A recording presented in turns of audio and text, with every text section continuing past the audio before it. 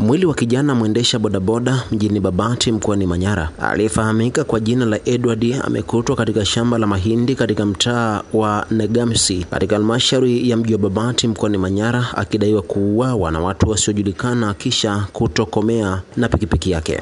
Tukio hilo ambalo limeacha hofu kwa wananchi na madereva wenzake ambao wameviomba vyombo vya ulinzi na usalama mkoani Manyara kufanya uchunguzi na kubaini wahusika wa tukio hilo na kuwachukulia hatua za kisheria. Hili ni tukio la pili kwa mwaka huu 2025 ambapo tukio la kwanza lilitokea mkoani Arusha katika kata ya Murieti baada ya dereva wa bajaji ambaye alikodishwa na abiria akaenda kuuawa na mwili wake ukakutwa umetupwa kando kando ya barabara na kisha watu hawa wauaji wakatokomea na bajaji yake. Kwa majina naitwa Francisca Nderasio Mtei, ni mkazi wa hapa Babati mjini. Tumesikitishwa sana. Sasa kutokana pia na sisi wengine ni bodaboda wa kike. Kutokana na hivi tukio kama hili limetokea, la huyu ni wa kiume tukafanyia tukio kama hili. Je, kwa hakiki ataweza kweli kufanya kazi kama hii, kujaribu pia kufanya kazi kama hii? Hatoweza. Pia tunasikitishwa kwa watu wanafanya vitendo kama hivi. Hebu waache mara moja, kwa sababu hata si bodaboda tunatafuta biashara, ni maisha tunayotafuta. Tunasikitishwa sana.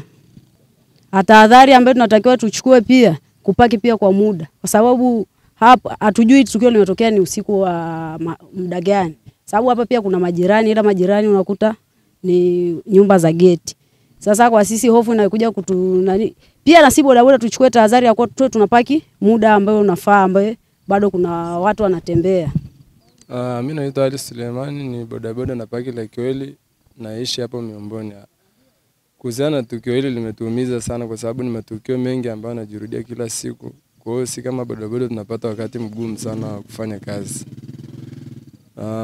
Pili, si ombi letu ni kwa serikali kuhusiana na matukio kama haya, kwa sababu wenyewe ndo wanayashughulikia. Kwa hiyo mimi naomba yanapopatikana matukio kama haya wafuatilie, na wanapopata wahalifu wasipatikane kuachiliwa, kwa sababu ndo wanaorudi mtaani, ndo wanaotuzidi kututeketeza kila siku. Kama mimi hapa ninavyoongea nimekuja kushuhudia tukio la mwenzangu hapa. Mimi tarehe 6 nimeibiwa pikipiki yangu mpya ambayo haina hata miezi 3. Na matukio yanavyotokea kuna watu ajabu ambao tuko nao mtaani wanakuja huko wanajifanya ni bodaboda, lakini mwisho wa siku ndo hao. Kwa hiyo mimi naomba sana serikali tusaidie, wanapokamatwa wasirudishwe tena huko mtaani, kwa sababu ndo wanaozidi kututeketeza sisi. Wasirudishwe kabisa, kwa sababu ndo kila siku wanatubadilisha mbinu mpya. Kwa hiyo sisi tumeumia sana, kama mwenzetu hapa na familia yake ameuliwa. Kwa hiyo tunashindwa kuelewa hata jinsi gani hii familia yake itakapopokea taarifa, kwa sababu wote tunafanya majukumu. Hii ni kazi kama kazi zingine. Kwa hiyo tunapokutana na changamoto kama hizi tunaumia sana basi. Kwa hiyo sisi tunaomba serikali tusaidie kwenye hili, kwa sababu ni matukio kila siku yanayojirudia, sio mageni. Tunawapoteza wenzetu wengi na wanauliwa kwenye vifo vya kikatili kama hivyo unavyoona. Kwa hiyo sisi kiufupi tumeumia sana. Yaani ni kutokuishi na watu ambao hawafahamiki, kwa sababu watu ambao hawafahamiki unakuta mtu unamuona mara ya kwanza mara ya pili humuelewi ni nani. Kwa hiyo mimi nahisi tungekuwa tunawafichua watu kama hao ingesaidia sana, kwa sababu kila sasa hivi kuna utambulisho. Mtu anapofika kwenye mji ajitambulishe, ajulikane.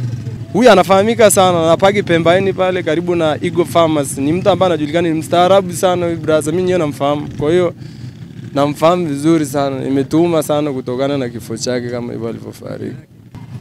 Wasipopatikana, maana yake sisi tutaiomba serikali kuu sasa iingilie kati kuhusiana na jambo hili. Ndio tamko letu. Wapatikane tu kwanza haraka sana. Ndio tamko letu. Mimi kama mwenyekiti wa maafisa usafirishaji nataka watu hawa pia wapatikane haraka.